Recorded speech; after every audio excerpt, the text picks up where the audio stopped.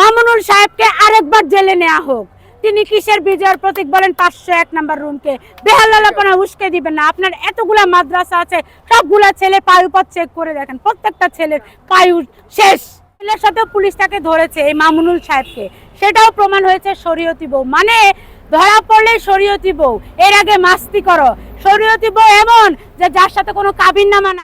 তিনি বলেছেন যে 501 নাম্বার রুম হচ্ছে তার বিজয়ের প্রতীক। ধিক্কার জানাই আমরা। তিনি যে রিসোর্টে ধরা পড়েছিলেন এই ঝর্ণার সাথে, ধরা পড়ার পরে গিয়ে তিনি বলেছেন এই মহিলা তার শরীয়তি বউ। অথচ তার প্রথম স্ত্রী যখন তাকে ফোন করেছে তিনি বলেছেন তুমি কিছু মনে করো না, এই মহিলার হাফিজ শহীদুলের বউ, আমি এসে তোমার সব কিছু জানাচ্ছি। তার প্রথম স্ত্রী জানতো না তার কতগুলা বিয়ে হয়েছে। ধরা পড়ার পরে বের হয়েছে ঝর্ণা তার শরীয়তি বউ।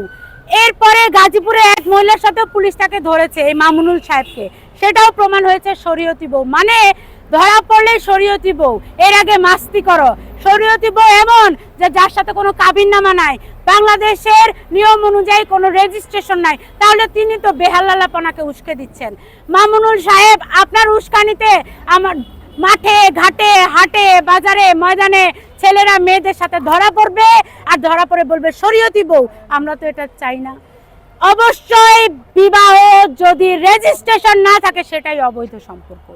মামুনুল সাহেবকে আরেকবার জেলে নেওয়া হোক।